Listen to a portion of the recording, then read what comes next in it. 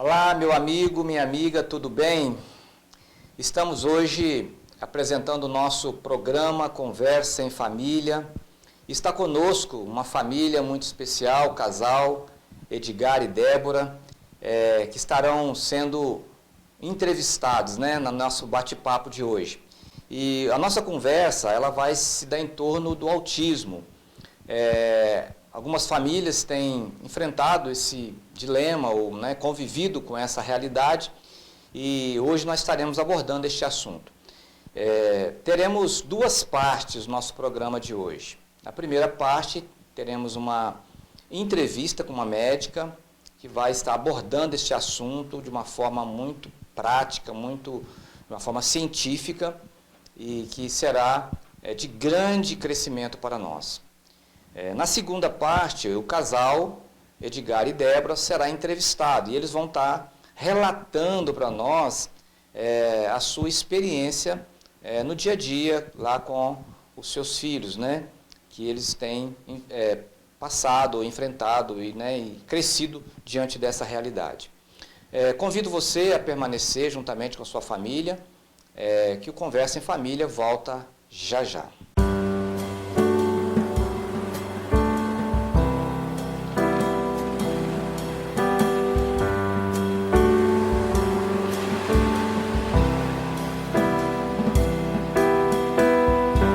Nova Distribuidora, acessórios para smartphones, informática e games no atacado e no varejo.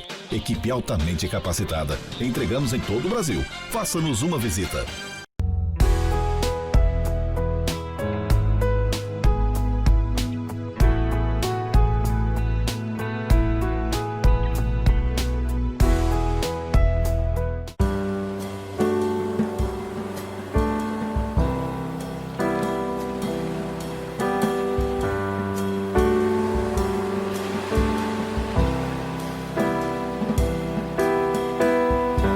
Olá, sejam bem-vindos mais uma vez ao nosso programa Conversa em Família.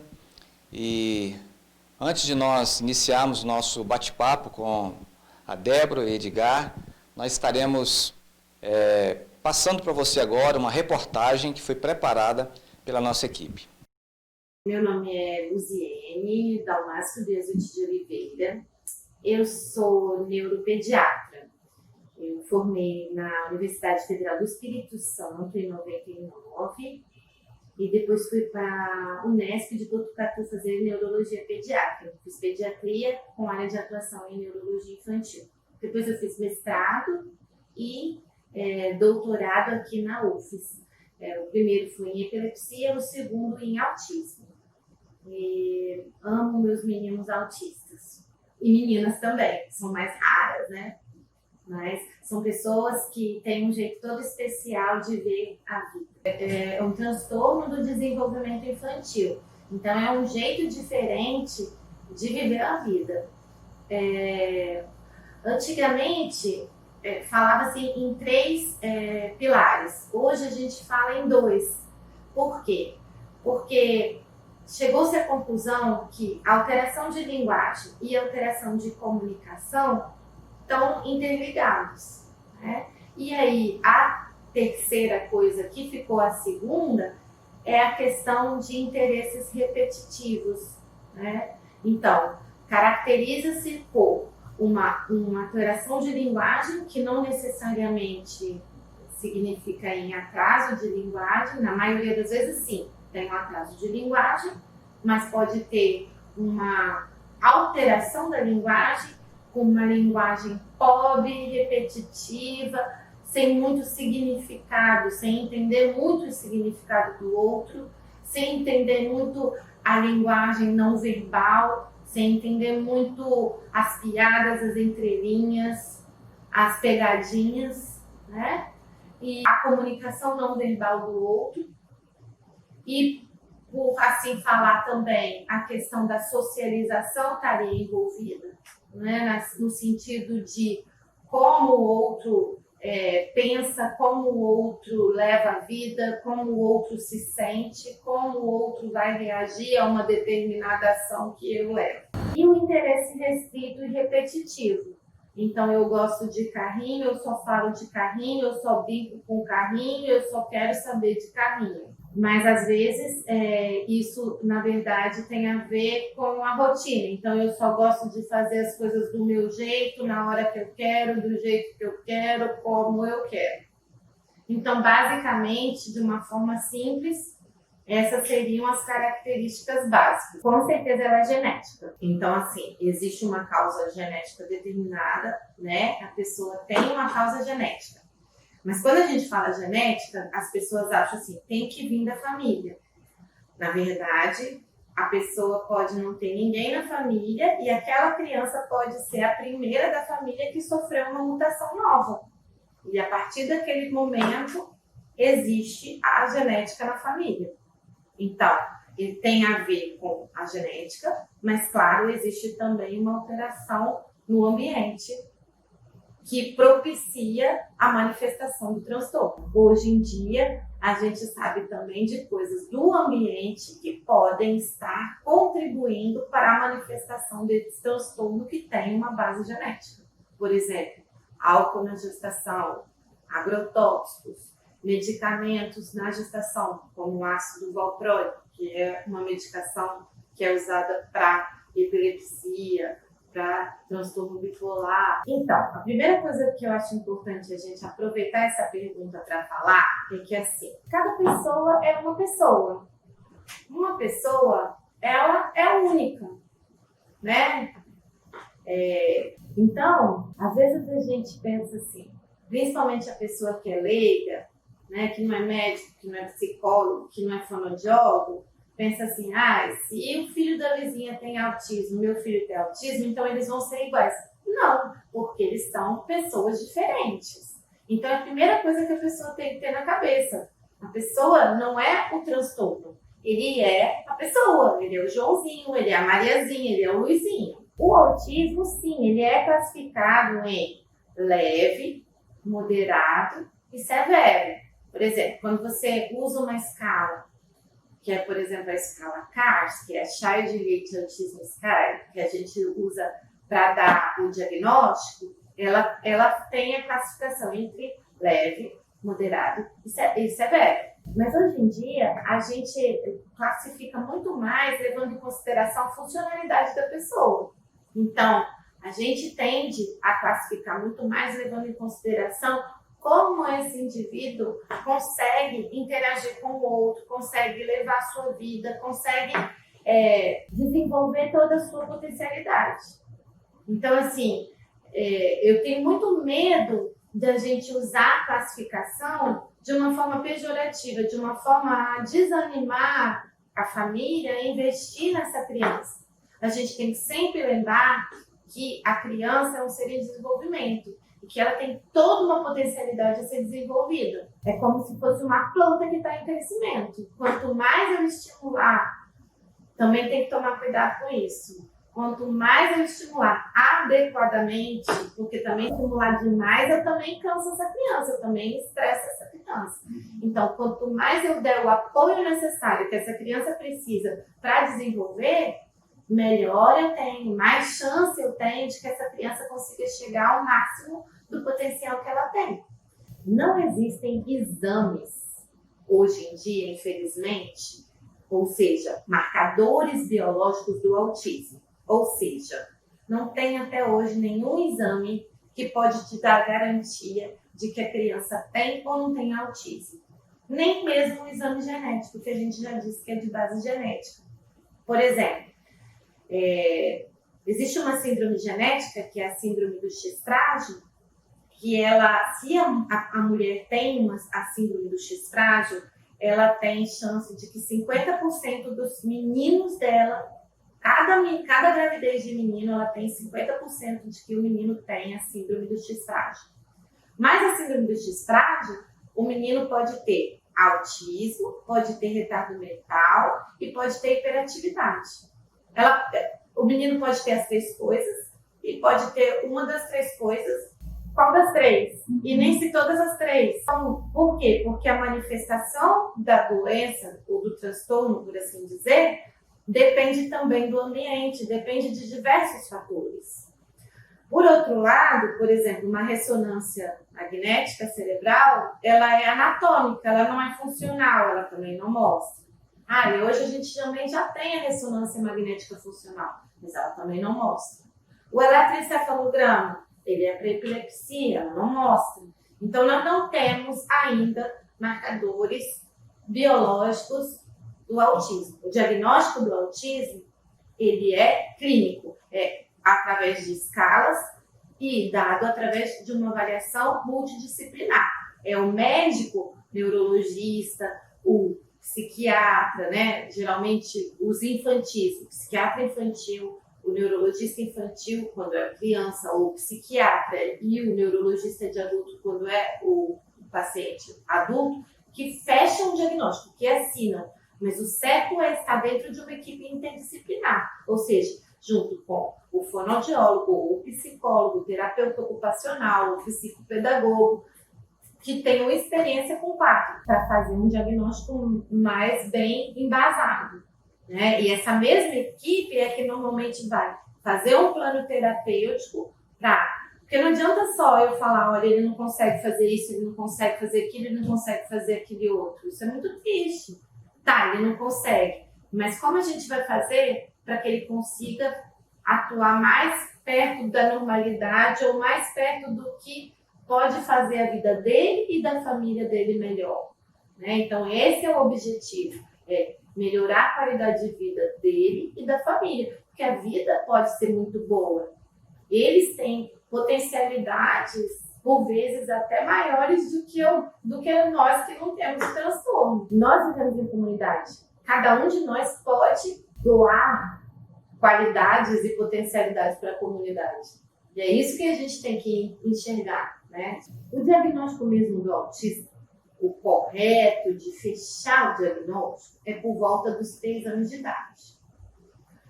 Por quê? Porque, como o autismo é um transtorno do desenvolvimento infantil, eu costumo dizer para as famílias que existem coisas que a gente vê no desenvolvimento infantil, que existem no autismo, mas que no autismo essas coisas elas tomam uma proporção patológica, doentia.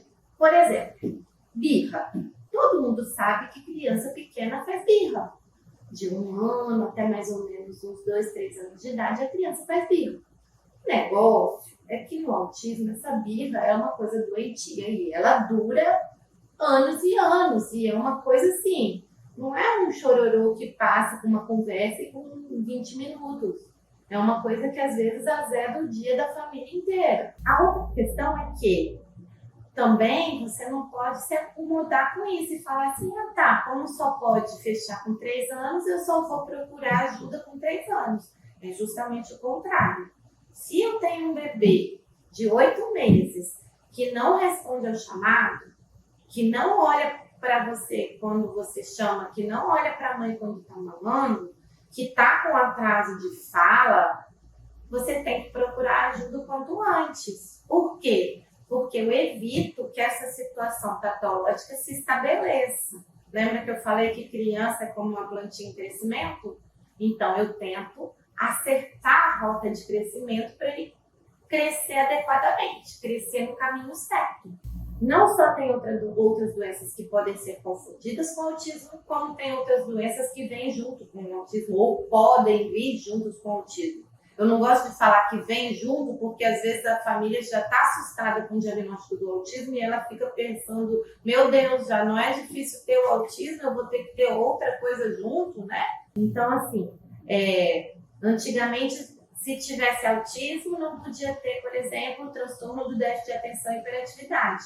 Hoje a gente já sabe que isso não é verdade e que 50% dos autistas podem ter transtorno de déficit de atenção e hiperatividade como comorbidade, ou seja, como doenças que vêm juntas porque têm alterações semelhantes no funcionamento do cérebro, né?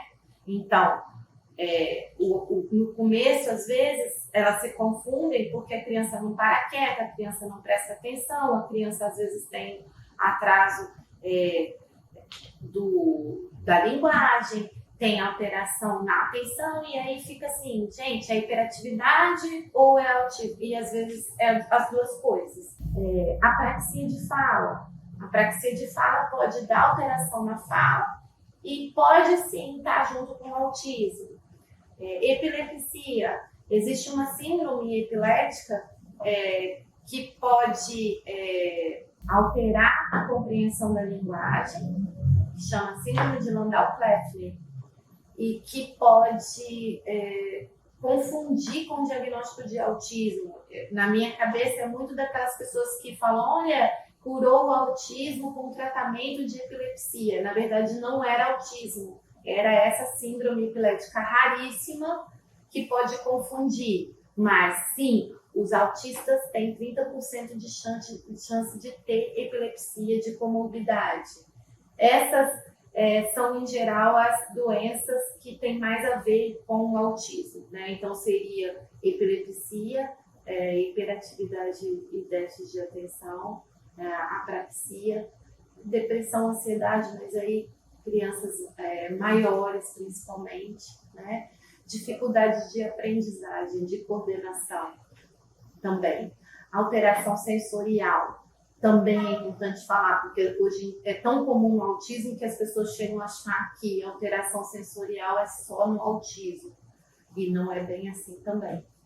Olha, muda tudo. Na verdade, quando uma família tem uma criança especial, com necessidades especiais, independente de autismo ou não, muda tudo, porque precisa ser orientada.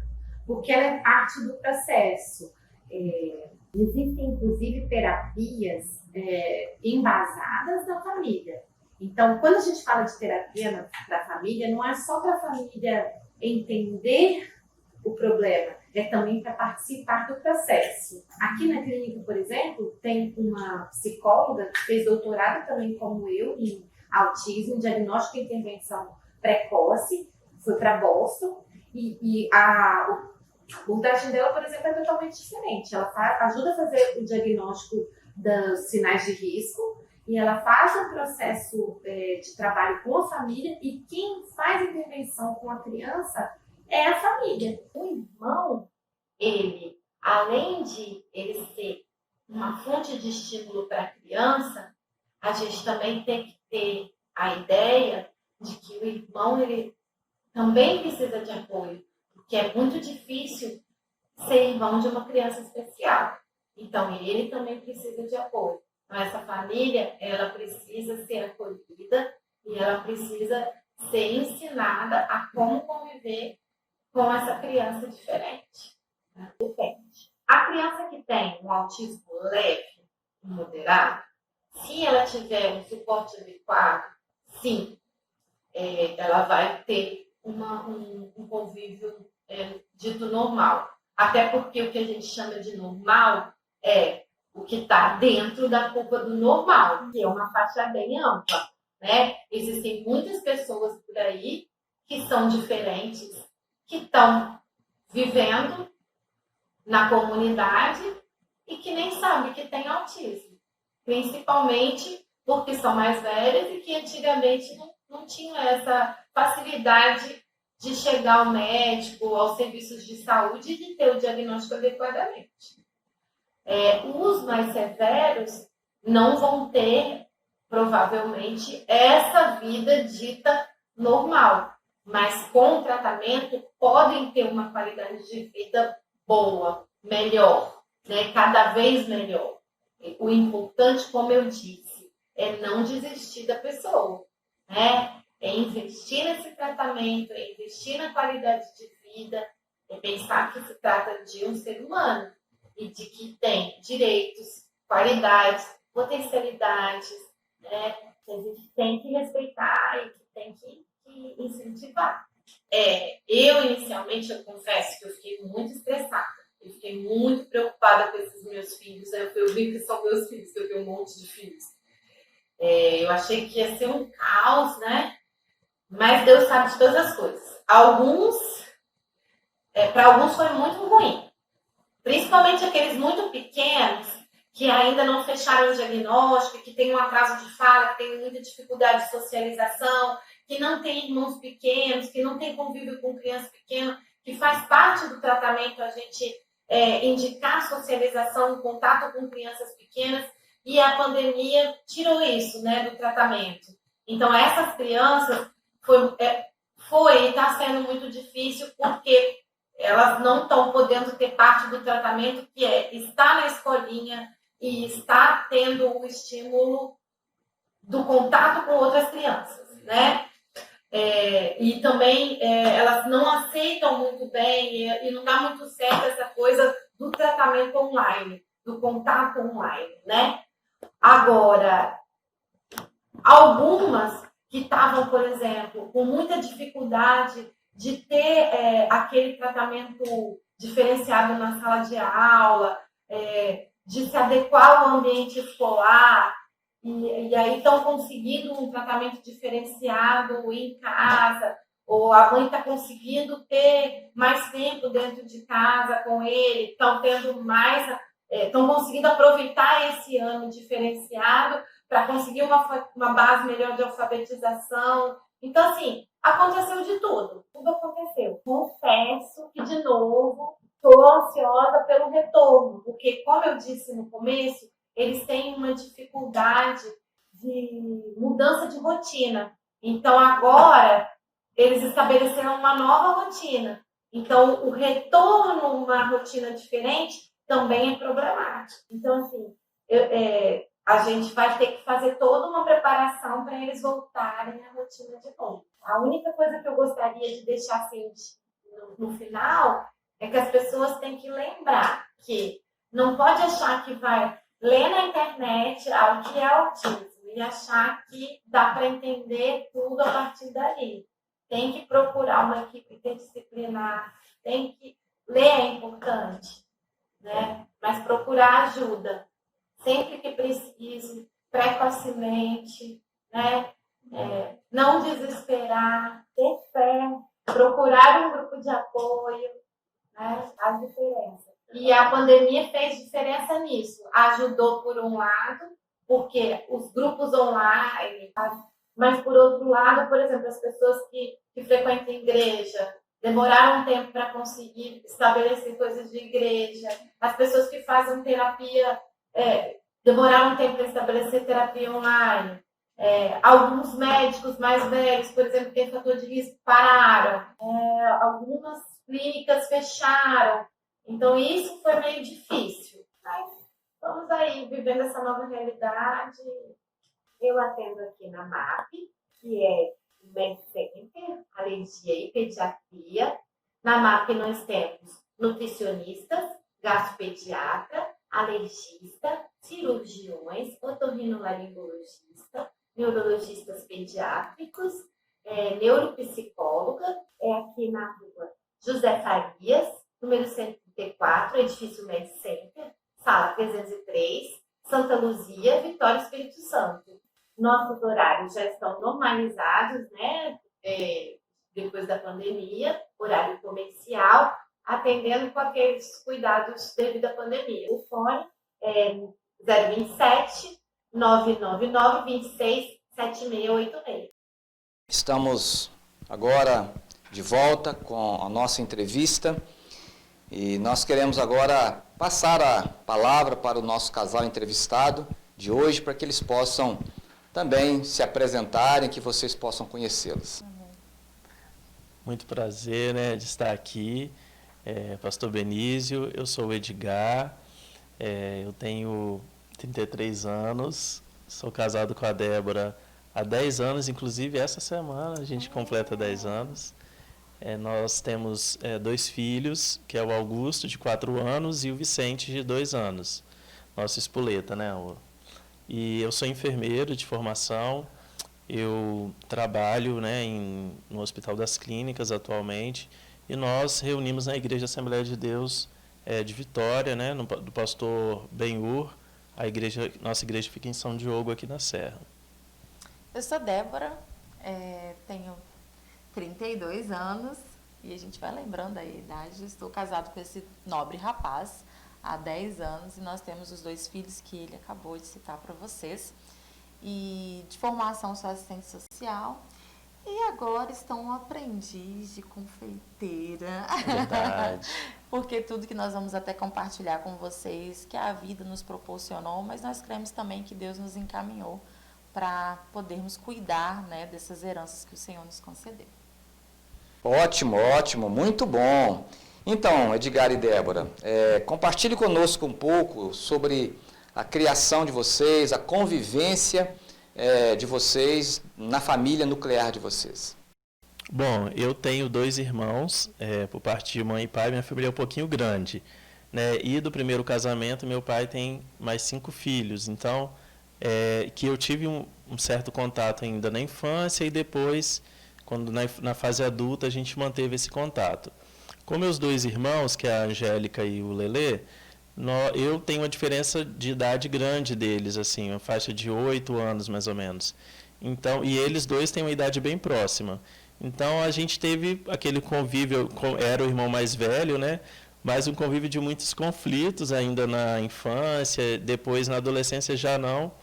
Mas assim, eu sempre fui aquele irmão que estive presente para cuidar, né, para ajudar a preparar um almoço, levar para a escola. E nunca fiz isso com muita boa vontade, se é que vocês me entendem, os que são irmãos mais velhos aí. Mas nós temos, diferente da família da Débora, que eles são um pouco mais entrosados, assim, a gente acabou sendo criado de uma forma um pouco mais distante, né, pelas situações da vida. Mas agora nós temos buscado, acho que, inclusive nessa questão da pandemia mesmo, isso nos ajudou a nos aproximarmos mais. A gente tem se aproximado mais, eu tenho ido mais à casa da minha mãe, visitado mais meus irmãos, inclusive por causa das crianças também, levando, né, para que eles convivam mais, tenham essa relação familiar mais próxima, que a gente tem valorizado isso muito mesmo, principalmente nesse momento, com essa experiência que a gente tem vivido com a pandemia. Ótimo, legal, Edgar. E você, Débora? Compartilhe, fala um pouquinho para nós da sua experiência. Nossa, somos muitos, a família é muito grande, a família de mamãe são compostas, só tem um filho homem e as outras 6 são mulheres, então são muitas mulheres. E eu tenho o Abner, que é o meu irmão, né? E nossa diferença é uma diferença curtinha. Temos uma relação muito boa, nós temos uma relação de amizade muito bem afinada. O Abner é um parceiro de vida mesmo, que a gente tem, né? É o tio que cuida, é o tio que leva para o shopping e é aquele que nos auxilia também na igreja. Nós servimos a Deus na mesma comunidade cristã. E meus pais, né? A gente teve essa vivência, sempre fomos muito próximos. A mamãe faz esse papel bem de manter os filhos muito próximos, agora com os netos ainda mais. E nós somos uma família muito unida, a gente está junto para todos os aniversários. E quando não é aniversário também a gente vai comer, porque casa de mãe é casa de mãe. E a gente tem essa relação. É uma família, né, grande, mas a gente tem todos os percalços, mas a gente consegue se resolver. E estamos aqui graças a essa estrutura que eles nos deram, que sem eles acho que a gente não conseguiria, né, fazer a nossa rede de apoio, né? A nossa família é uma grande rede de apoio para a gente poder trilhar o nosso caminho como 2 crianças. É verdade. Ótimo, né? Muito legal essa experiência. E agora fala um pouquinho, vamos agora centralizar um pouco em vocês, né? A partir de quando vocês se conheceram, como que se deu o início do relacionamento de vocês? A gente se conheceu muito novo, né? O que nos aproximou mesmo foi a convivência na igreja. Eu sou da Assembleia de Deus desde pequeno, meus pais, apesar de não serem evangélicos, mas eu fui formado pela escola dominical, né, enquanto criança, e cresci na igreja. E aí, na adolescência, encontrei Débora na igreja, ela estava saindo da metodista e tal, os pais dela vieram para a igreja onde eu reunia lá em Felrosa, onde a gente morava, e nós éramos bem novinhos. Com 12 anos a gente se conheceu, teve aqueles namorinhos, assim, não pode, gente. Aqueles namorinhos da escola, sabe? Pula essa parte. Pula essa parte. E aí, depois, mais velhos, a gente realmente percebeu que se gostava mesmo. Sim. E tal. Débora deu em cima de mim, né, pastor? Foi uma coisa assim que foi difícil. Essa tal, versão da história é bem adaptada, mas né? é verdade. E aí a gente acabou realmente namorando na fase já próxima a essas coisas do fim do ensino médio, vestibular e tudo mais. E namoramos um tempo muito grande até. 7 anos. Foram 6 a 7 anos de namoro, contando com o noivado. Mas era uma outra época, né? Não existia o celular como hoje, as redes sociais. A gente se via, sei lá, uma vez na semana. Era bem difícil. Os horários eram diferentes de estudo. Eu já estava indo para a faculdade, ela estava terminando o ensino médio. A gente se comunicava, às vezes, por bilhetinho de uma amiga nossa, Tânia, que chegava à tarde junto comigo, assim, do pré-vestibular, e ela levava bilhetinho para a Débora, para mim. Bem romântico, Nossa né? cupido. Mas foi uma fase muito boa, de muito aprendizado, né? E eu creio que tudo cooperou para que a gente pudesse estar bem hoje também. Que negócio é esse, Débora? Você quebrou o protocolo, né? Você que foi dar em cima do Edgar? Fala esse negócio aí para nós. O que acontece, né? Eu tenho que, assim, diminuir um pouco os excessos desse conhecimento, mas realmente eu fiz uma troca, assim, da fase juvenil, meia sem uma maturidade, e acabei deixando o Edgar. E ele guardou uma mágoa, um rancor, mas ele sabe que não pode ser assim. Mas depois eu entendi, assim, e a gente brinca muito, que a gente já sabia que a gente ia casar um com o outro. E parecia uma coisa estranha, né? Mas a gente já sabia que a gente ia casar e ficar junto. E eu sei que isso era... Eu precisei entender que eu poderia perdê-lo. E eu tenho uma filosofia da minha vida que não dá, a carroça às vezes não passa 2 vezes. E esse garotinho não ia passar 2 vezes na minha vida, e ele passou, e eu resolvi agarrar com todas as forças, e estamos juntos há 16 anos. Poxa, que declaração, hein? É isso aí, você viu, né? Ok, muito bom. Estamos encaminhando já para o final desse primeiro bloco da entrevista. Como vocês vieram de das famílias de vocês, tinha uma base cristã, vocês entendem também que a igreja foi fundamental para consolidar o relacionamento de vocês? Vocês veem dessa forma? Eu acho que desde da formação, né, o Edgar teve essa vivência de entender Cristo de uma forma diferente, que foi mostrado a ele. Então, acho que a primeira coisa foi essa conversão, né, que ele teve, de mesmo não sendo uma família cristã. E ele veio agregado à minha, né, que já tinha essa vivência, mas a base, né, de nós entendermos quais eram os desejos e desígnios do Senhor para a nossa vida.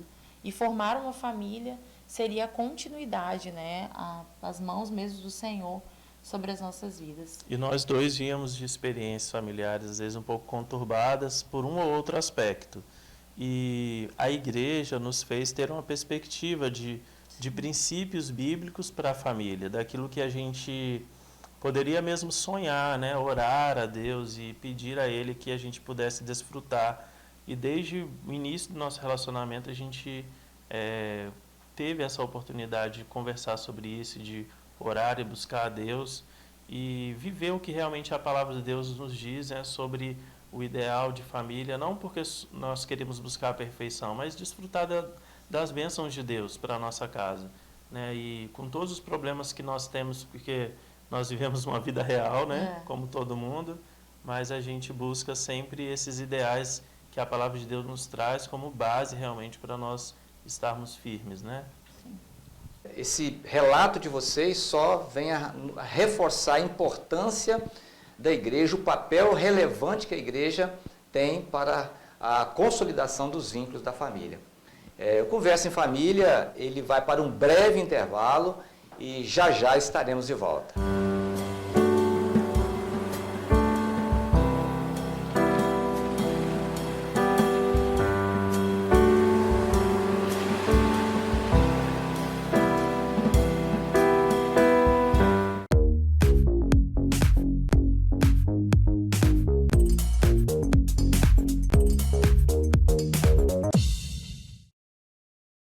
Na JP Arte Digital você vai encontrar soluções para o seu negócio. Trabalhamos com mídias sociais, cartões e convites interativos, panfletos, cartões de visitas, adesivos e muito mais. Mande um WhatsApp ou ligue 996065625. JP Arte Digital.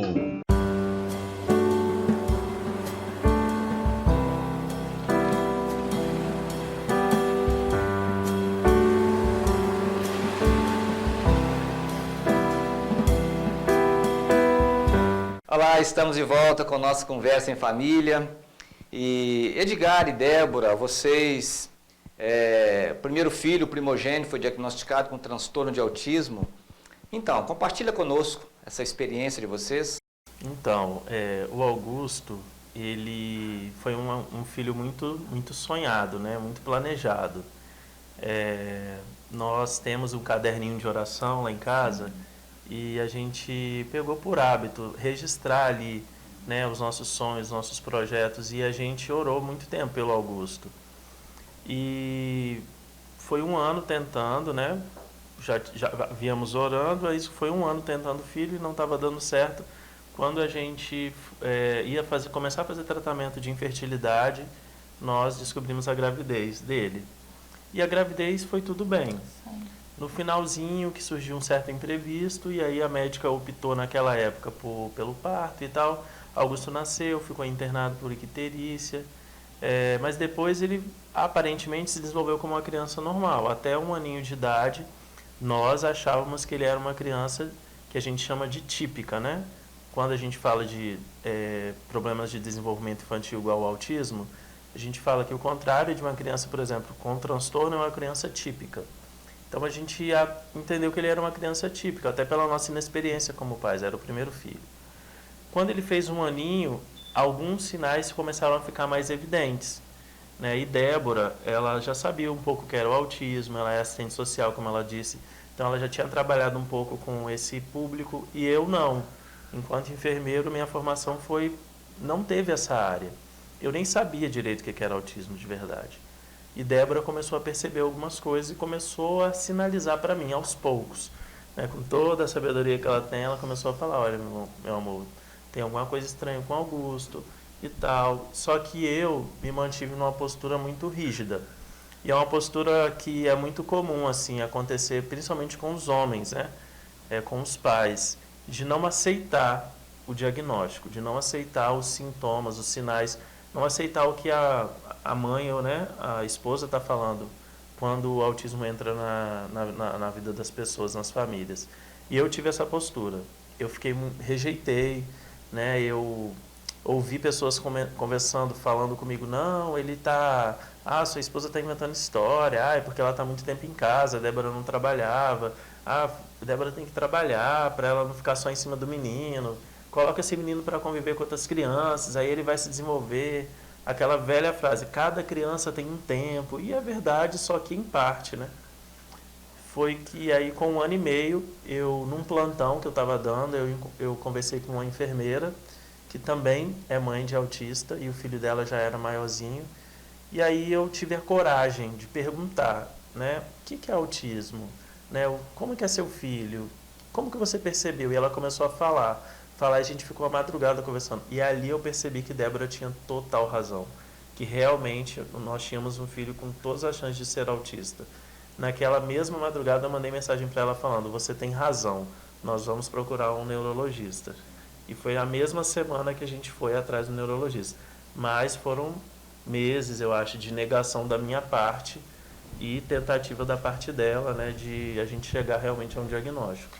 O grande desafio é que nós produzimos, né, enquanto sociedade, seres humanos, que nós precisamos gerar filhos perfeitos. A gente fala, que é menino ou menina, que venha com saúde. Para além da saúde, a gente deseja outras coisas, que ele se enquadre num padrão de perfeição que é estabelecido. De não ter nenhum problema, né? De não ter nenhum defeito, né, nenhuma deficiência. Então, quando você vê, não, com 4 meses, você olha, faz transnucal, não tem síndrome de Down. Graças a Deus.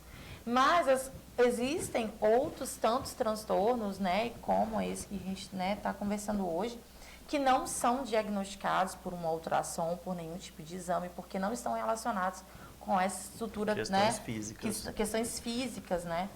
E o desafio mesmo é você, para além, né, de ser uma pessoa, uma mãe, você pode ser sim uma mulher, né, do lar. Nós estamos aqui, né, numa conversa em família. Você pode ser uma mãe que está aí sentada nos ouvindo, eu estou em casa, eu estou percebendo coisas, mas a gente precisa, para além de perceber, ter esse sangue frio, que foi isso que eu comecei a fazer, e comecei a aplicar testes simples nele, para começar a ver. E a gente tem que, em amor, né, abordar e conversar e tentar, né? Foram 6 meses até que o Edgar pudesse, então, estar preparado para sair da negação e enxergar uma realidade que estava diante de nós.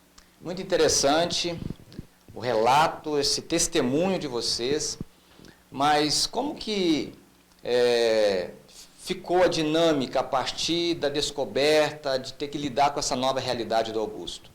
A gente tinha pensado, depois que a gente fez Paz para Toda a Vida, a gente saiu daqui com... A gente já veio grávidos, né, para fazer o curso, mas a gente teve um aprendizado muito precioso desse tempo de dedicação que nós deveríamos ter com ele.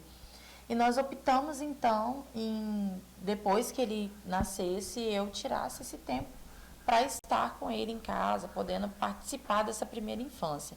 Decidimos isso em acordo e assim fizemos. Como o Edgar disse, a percepção ela começou, eu comecei a perceber que ele não, né, atendia o chamado quando chamávamos pelo nome, não interagia com brincar. Às vezes a pessoa acha assim, mas ele está perto de crianças, mas estar perto não é interagir, não tem a troca com o outro. Brincar é mais nada do que uma troca com o outro. Ele não fazia essa troca. Ele não sorria, né? Não sorria, tinha uma apatia, não fazia contato visual. E quando eu percebi que essa realidade ela viria, a primeira coisa que eu pensei foi, nossa, não vou voltar tão cedo ao mercado de trabalho e vou ter que me dedicar a isso.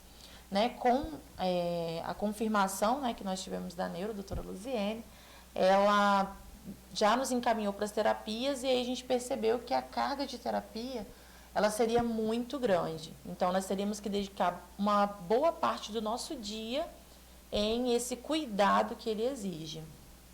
E aí veio, junto com o diagnóstico, a gente teve a bela notícia da gravidez do Vicente, nós fizemos isso paralelo, né, com a gravidez. O Edgar teve ajustes, né? Sim, nossa vida mudou completamente. Preparado para viver essas questões a gente nunca está. Por exemplo, quando o diagnóstico veio mesmo, eu entrei assim, em uma crise mesmo, psicológica, emocional. Eu fiquei me sentindo frustrado. Aquela fase que a gente tem, né, como ser humano, de por que Deus? Né? Poxa, como assim, né? Um filho tão sonhado, e a gente sempre olha pelo lado negativo. E eu passei por essa fase, graças a Deus eu tive muito apoio, né, de amigos, da igreja, dos nossos pastores, o Senhor, a pastora Valusa também que nos ajudou muito, e muitos amigos orando por nós, e aí nós convertemos toda essa tristeza inicial em força, né? Nós nos unimos em um propósito de pensar, não, a gente tem que lutar pelo melhor para o nosso filho. Então, eu, como enfermeiro, eu trabalhava em 2 empregos públicos, né? Eu dava plantão à noite, trabalhava de 3 a 4 noites por semana e trabalhava todos os dias da semana e ainda dava aula aos finais de semana, que eu sou formado, eu tenho mestrado em saúde coletiva, então eu dava aula em faculdades privadas, em pós-graduação. Eu quase não ficava em casa, essa era a verdade. E aí eu percebi que não adiantava eu ser um pai ausente dessa maneira.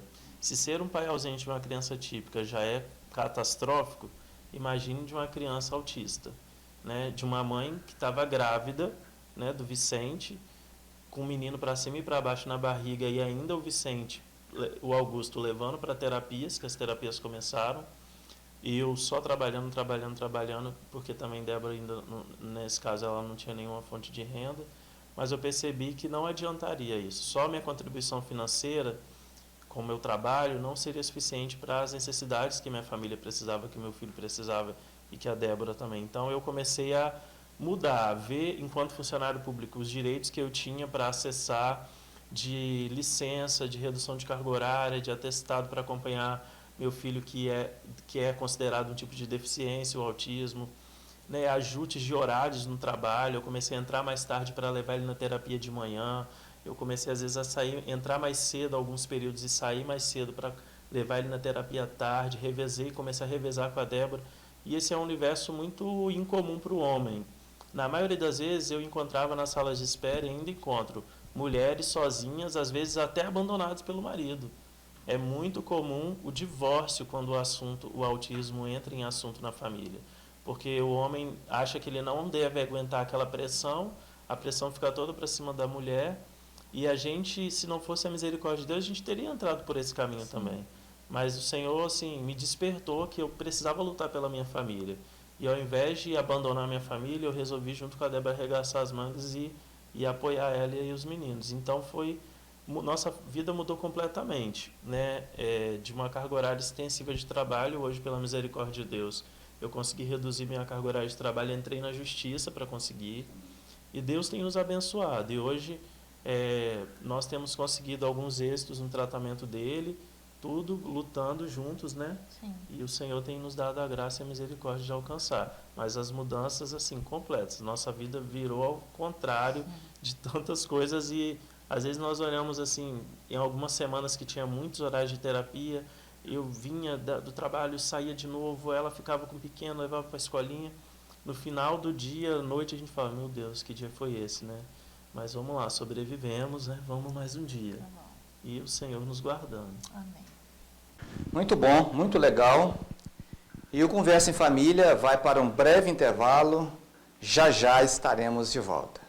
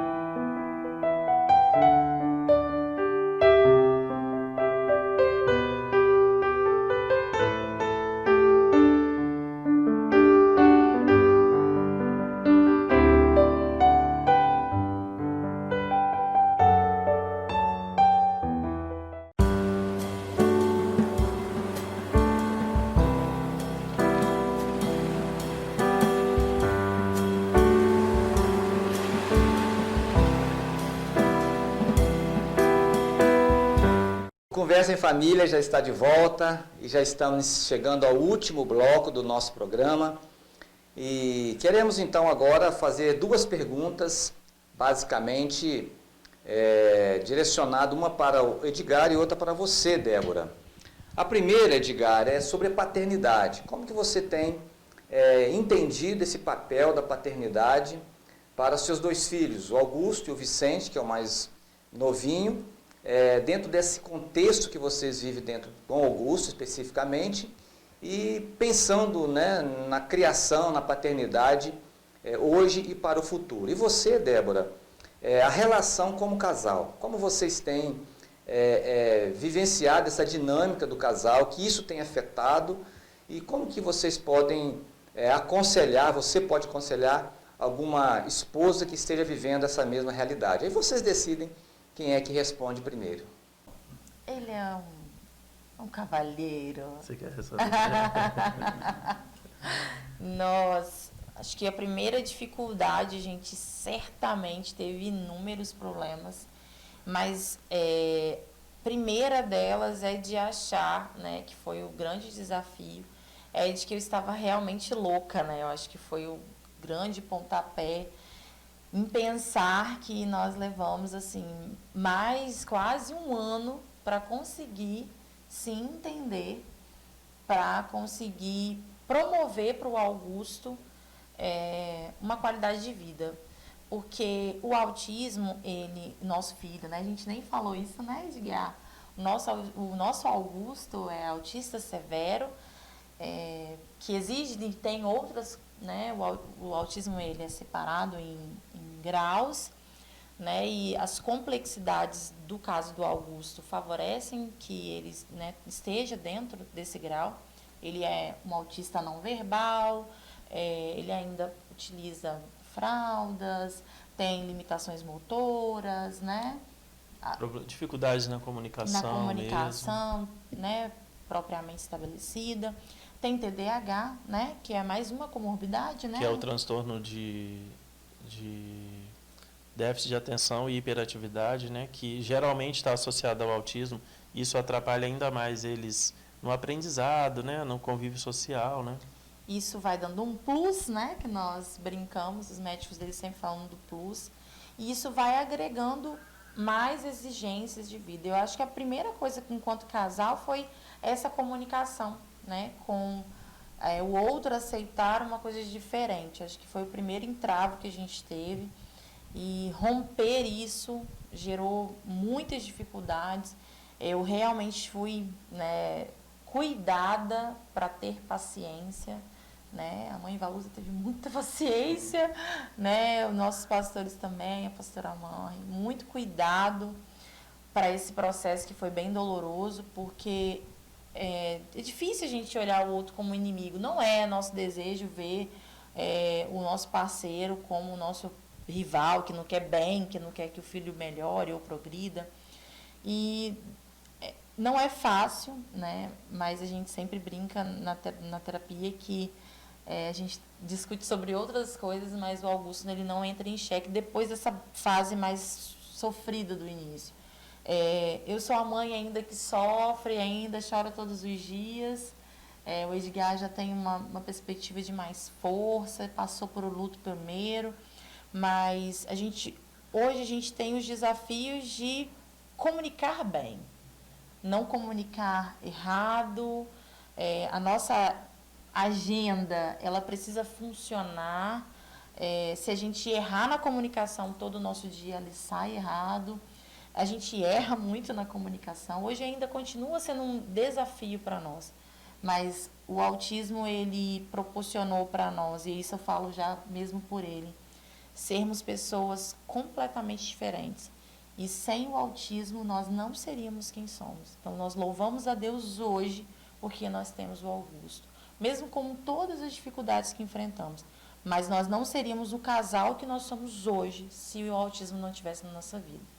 Pelo amor, pela parceria, pelas lágrimas que enxugamos um do outro, pelos arranca-rabo que a gente tem durante o dia no telefone, no trânsito, que me deixou sem gasolina, seu irresponsável, e tantas outras coisinhas que a gente vai vivendo como um casal normal, mas se esforçando para viver o potencial de Deus, porque Deus colocou o Augusto para que nós é a nossa Canaã, que nós estamos desfrutando os milagres de Deus. Bom, o desafio da paternidade, né? Eu assim, sempre sonhei em ser pai, e meu objetivo como pai, e algo que eu também fortaleci muito no aprendizado no curso Homem ao Máximo, né? É de ser um pai presente, um pai próximo dos meus filhos, né?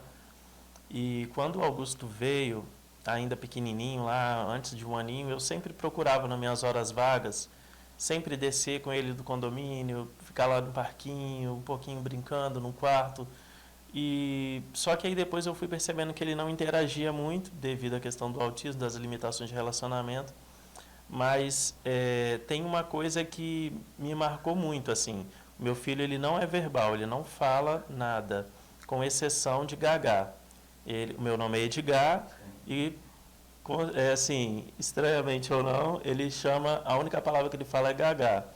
E ele me chama de gagá. Saiu mamãe. Mamãe agora, mamãe. Ele tem 4 aninhos e está pegando agora umas palavrinhas. Então, desde pequenininho ele me chama de gagá. Então, quando eu comecei a ouvir ele me chamar de gagá, interagir comigo, né? Quando ele voltou a sorrir, voltou a olhar nos olhos, voltou a brincar um pouco, depois dos tratamentos que ele começou a fazer, isso trouxe uma alegria muito grande no meu coração. E eu sou muito feliz por ser pai dele. E o Vicente foi um presente que Deus nos deu, porque assim, no meio de um turbilhão de emoções, de tristezas que a gente estava enfrentando com as notícias relacionadas ao Augusto, veio o Vicente, uma gravidez que a gente estava planejando, mas que foi mais rápido do que a gente esperava, entendeu? Ele foi planejado, mas a gente esperava assim, ano que vem, aí Débora, não, outro mês, estou grávida. E ao mesmo tempo veio o diagnóstico do autismo, do Augusto. Mas o Vicente é uma criança muito esperta, é uma criança que exige muita atenção, carinhoso, mas é uma personalidade super forte. E ele me faz viver, assim, toda a energia que um pai precisa ter para dar conta, sabe, de um pequenininho. Porque é parquinho, é muita emoção, é muita aventura e ele, assim, exige muito. E é muito bacana. Eu estou aprendendo de novo uma outra forma de paternidade com ele. Todo mundo que tem 2 filhos, mais de 2 filhos, fala, os filhos são completamente diferentes. E eles realmente são muito diferentes. O Augusto é mais tranquilo, mais calminho, mais parecido comigo assim. O Vicente é espiritado igual a Débora, sabe? A mãe dela que vive falando isso. Ó, quando ele faz uma baguncinha, nossa, a Débora era igualzinho.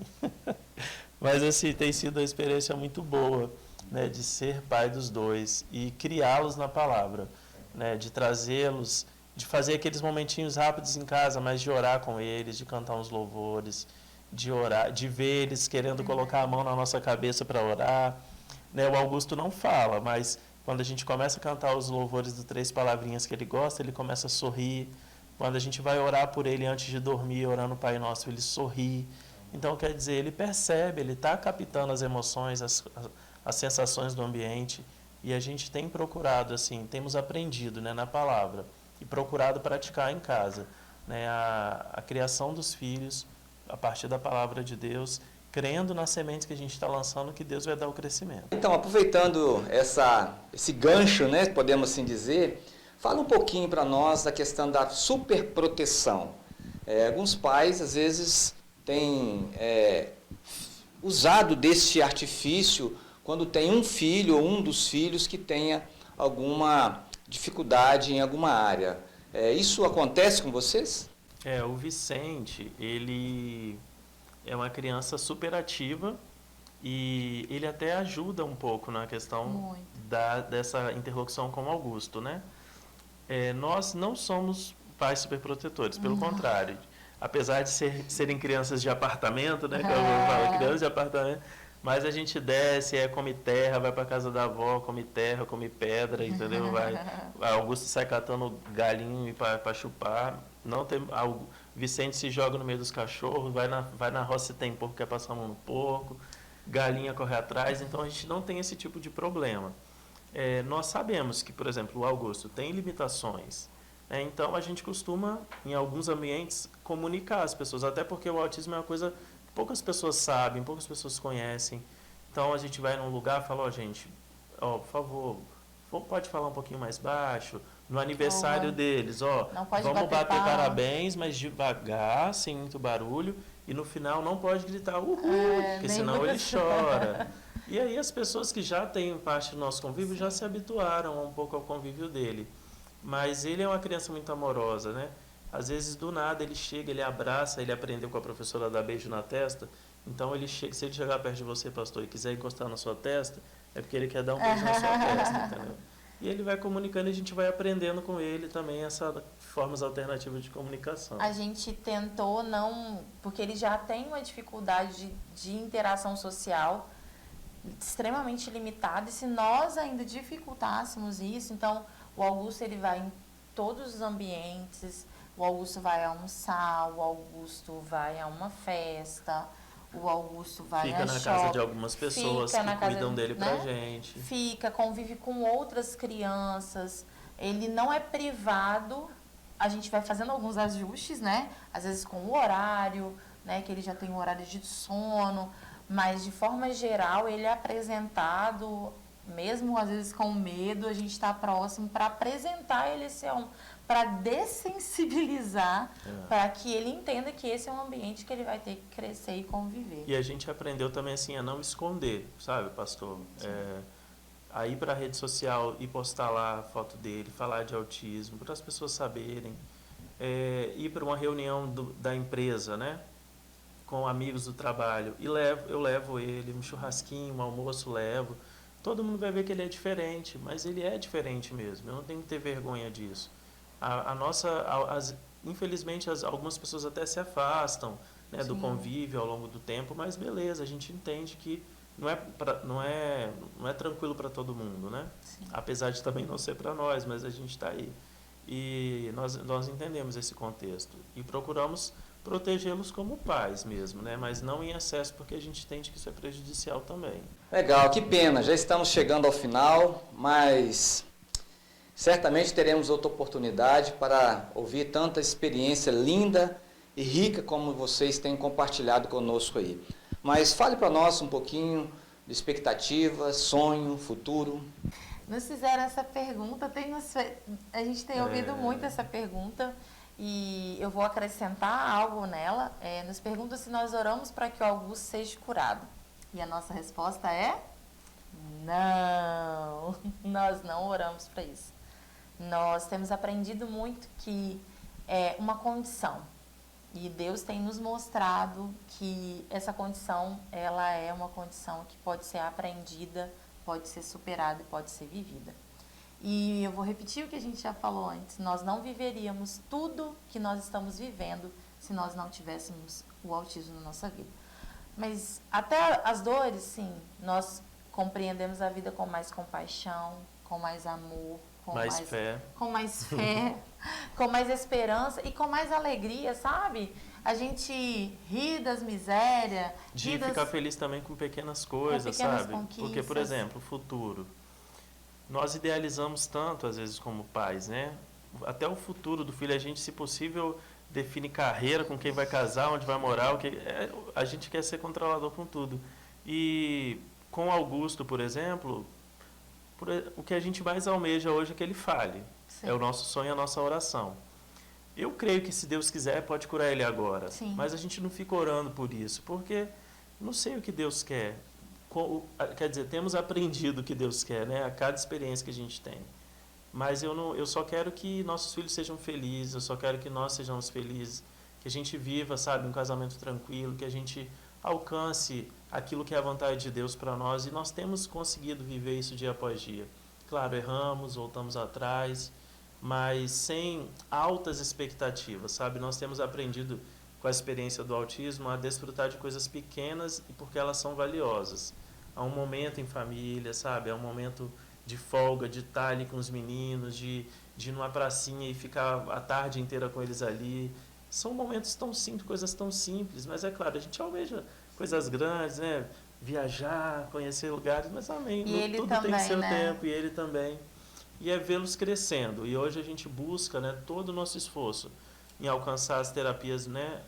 A gente está num momento, por exemplo, de transição, buscando outras terapias para o Augusto, outros profissionais mais qualificados talvez, mais adequados à realidade dele de um autismo severo, porque a gente quer que ele seja o mais independente possível, né? Porque nós não estaremos aqui para sempre. Sim. Então, é sempre um medo muito grande, um anseio dos pais de crianças autistas, que os autistas não vão ser só crianças, eles vão crescer, vão ser adolescentes, vão ser adultos, e o que será deles na idade adulta?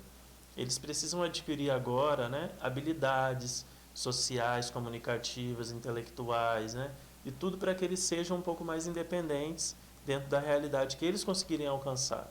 Então, eu sonho para os nossos filhos o sonho de Deus para eles. Eu sei que Deus tem o melhor para eles, então é isso que nós temos orado.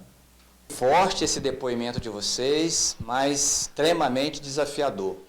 Vejo que não só vocês privilegiados, mas também o Augusto também é privilegiado de ter vocês como pais. Chegando ao final, gostaria que você, Edgar, e você, Débora, pudesse deixar um conselho para as famílias que estão assistindo vocês neste momento, que talvez convive com uma realidade de um filho autista ou outra realidade qualquer. O que vocês diriam para essas famílias? Ser pai, né? Ser casado, ser pai, ser um chefe de família é uma responsabilidade muito grande. Mas nós temos que ver isso como uma bênção de Deus, né? Além de uma grande responsabilidade, além de um peso, é uma bênção. É uma bênção você ter uma família para zelar, para proteger, para cuidar, filhos para educar, uma geração para você preparar para a próxima geração, um destino para dar, né, para um filho. Isso é uma bênção muito grande de Deus. E tudo isso só vai fazer sentido se realmente nós, enquanto homens, né, nos voltarmos para Deus, entregarmos realmente a nossa vida, o controle da nossa vida para Deus, para que a gente possa se dedicar a Ele, a palavra dEle, e viver aquilo que Deus quer para a nossa casa. Hoje nós vivemos um mundo em que a visão do homem é uma visão muito distorcida, né? Uma visão ou muito voltada à violência ou muito voltada à omissão.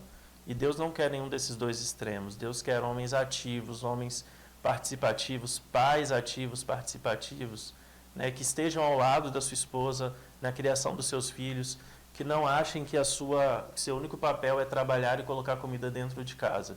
Isso não é o plano de Deus para nós enquanto pais, enquanto homens. Deus quer que nós sejamos, né, o sacerdote do nosso lar junto com a nossa esposa. E para isso a gente tem que ter primeiro um relacionamento com Deus. Não adianta nós querermos transmitir para alguém, para os nossos filhos ou para a nossa família, ou para a sociedade, para a comunidade onde nós vivemos, não adianta nós queremos transmitir algo que nós mesmos não temos. Então a primeira coisa e mais importante é o nosso nível de intimidade e relacionamento com Deus. É o quanto nós nos entregaremos a Ele e ao propósito dEle. Porque aí isso vai repercutir na nossa vida, na nossa casa, para os nossos filhos, para a nossa igreja, para o nosso ministério e para a sociedade.